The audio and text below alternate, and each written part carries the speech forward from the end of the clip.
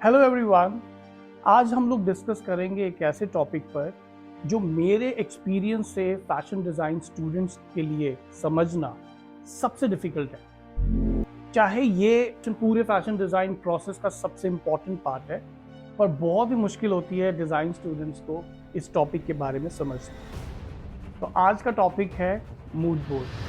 भाई ये mood board है क्या, क्यों ज़रूरी है, इसके क्या फ़ायदे हैं, अगर आप लोगों को मूड बोर्ड नहीं समझ आया तो आप लोगों को नुकसान क्या है, और ये आपके पूरे फैशन डिज़ाइन प्रोसेस को इम्पैक्ट कैसे करता है, और फाइनली आपका जो कलेक्शन बनता है उसके ऊपर इसका क्या असर होता है। तो आज समझते हैं मूड बोर्ड के बारे में।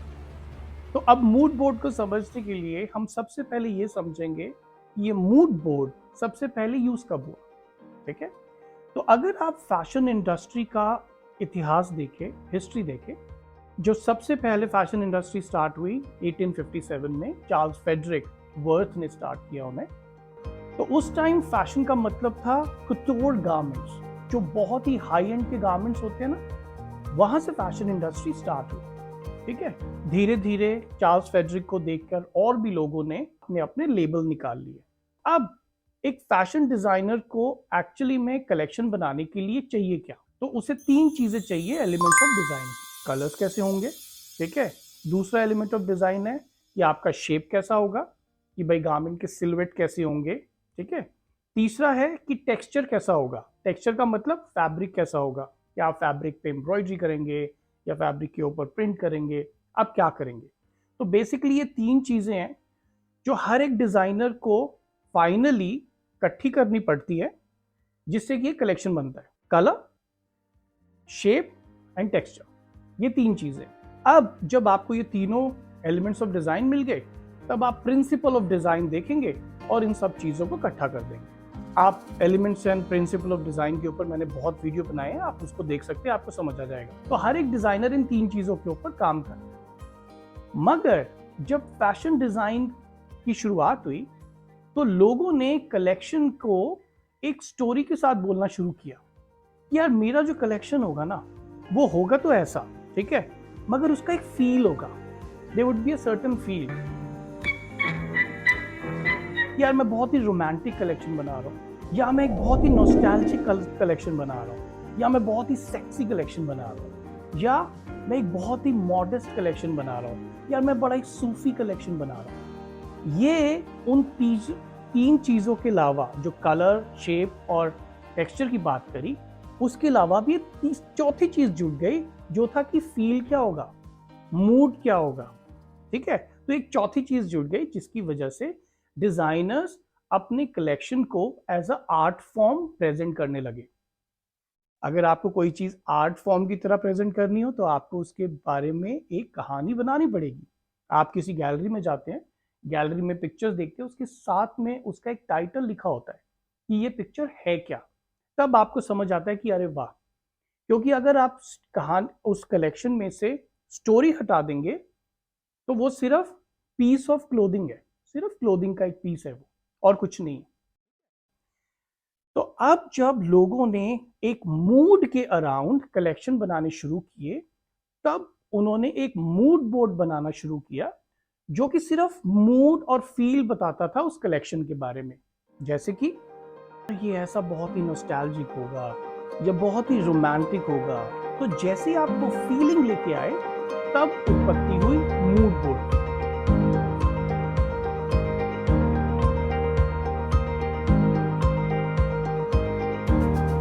पहली चीज जो डिजाइनर ढूंढता है वो है इंस्पिरेशन। क्योंकि भाई हर सीजन आपको कलेक्शन बनाना है।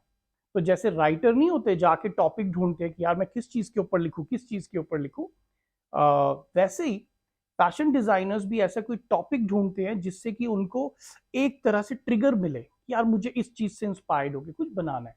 तो उसको हम इंस्पिरेशन बोलते हैं। फिर जब आप लोग इंस्पिरेशन पे रिसर्च कर लेते हो, उसके बाद आप सोचते हो कि यार मुझे इसका फील कैसा देना है।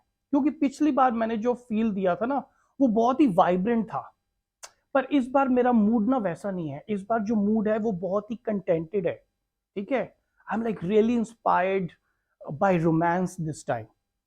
तो अब आप उस मूड को उस इंस्पिरेशन के साथ डालते हो और अब आप उसके बारे में एक मूड बोर्ड बनाते हो, जिसके अंदर मूड बोर्ड में ऐसे पिक्चर्स डालते हो जिससे कि आपके मूड के बारे में पता चले। ये नहीं कि तुम्हारा कलेक्शन कैसा होगा, सिर्फ मूड और फीलिंग के बारे में पता चले। इसलिए कई डिजाइन इंस्टीट्यूट्स में जो अभी भी उस वाले अप्रोच को फॉलो करते हैं, वो लोग कहते हैं कि आपके मूड बोर्ड के अंदर कोई भी गारमेंट की पिक्चर नहीं होनी चाहिए, क्योंकि इसमें से हमको सिर्फ मूड पता करना है। जैसे कि अगर आप ये वाले सारे डिजाइनर्स के मूड बोर्ड देखेंगे, इसमें आपको लगेगा कि अच्छा, इसमें एक्चुअली कलेक्शन के बारे में कोई बात नहीं हो रही, मगर जो पिक्चर्स इसके अंदर आई है उनसे हमें पता चल रहा है कि किस तरह का मूड है। ठीक है। अब क्या हुआ कि धीरे धीरे जैसे फैशन इंडस्ट्री बढ़ने लगी, अब जैसे जैसे वो बढ़ने लगी तो छोटे छोटे ब्रांड्स भी आ गए। ठीक है, कमर्शियल ब्रांड्स भी आ गए।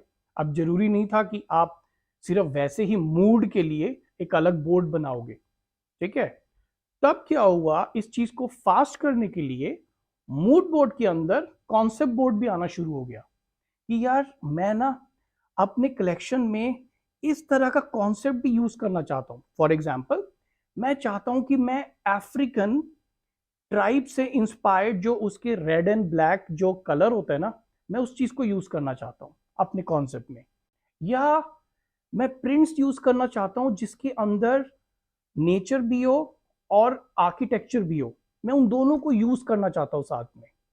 तो धीरे धीरे क्या हुआ, जो मूड बोर्ड इनिशियली सिर्फ मूड को दिखाता था, अब वो इवॉल्व होते होते एक ऐसा बोर्ड बन गया जो कि एक बहुत ही ज्यादा प्रोफेशनल बोर्ड है, जिसको देख के हमें एक तो थोड़ा थोड़ा मूड पता चलता है कि कलेक्शन का क्या है, दूसरा पता चलता है कि उसके अंदर कॉन्सेप्ट क्या आएंगे, और तीसरी चीज ये पता चलती है कि उसके अंदर कलर पैलेट क्या है, कि भाई ये वाले कलर्स है, ये पूरा पैलेट है जो मैं यूज करूंगा। ठीक है। तो अब इस चीज को समझने के लिए मैं आपको कुछ एग्जाम्पल दे रहा हूं कि मैं और मेरा फ्रेंड, हम दोनों आगरा गए। आगरा में जाके हम दोनों को ताजमहल बहुत पसंद आया। अब जब मैं ताजमहल को देख रहा हूं, हमने उनकी पिक्चर्स खींच ली और हमने वो सारी पिक्चर्स लाके अपने इंस्पिरेशन बोर्ड के ऊपर लगा दी कि हाँ भाई, ताजमहल बहुत अच्छा था, बहुत अच्छी नक्काशी हुई थी, बहुत मजा आया देख के।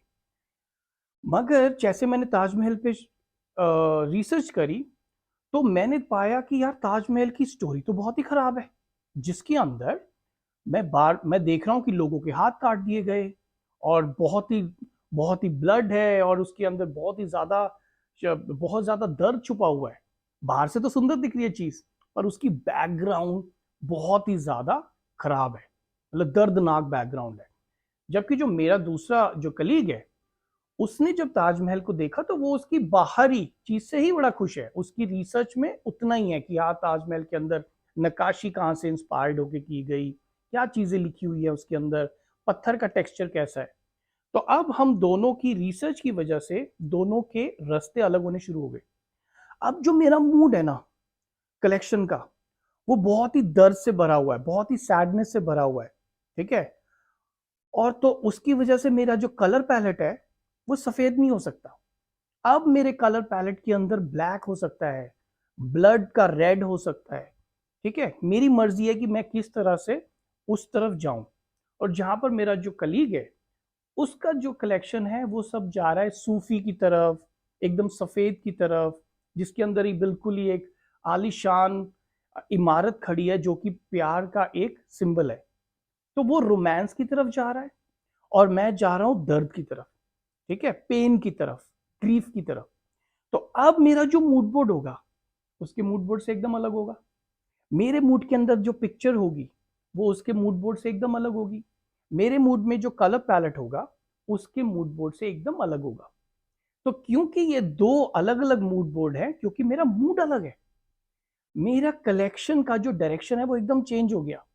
उसी तरह से उसके कलेक्शन का भी डायरेक्शन एकदम चेंज हो गया, क्योंकि उसका मूड बहुत रोमांटिक है।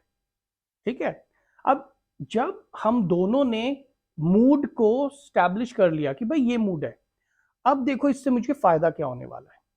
अब अगर मुझे शो करना है तो मुझे पता है कि मेरे मॉडल्स कैटवॉक करेंगे कैसे, उनका मेकअप कैसे होगा, ठीक है, जब वो चल रहे होंगे तो उनके चेहरे पे एटीट्यूड कैसा होगा, ठीक है।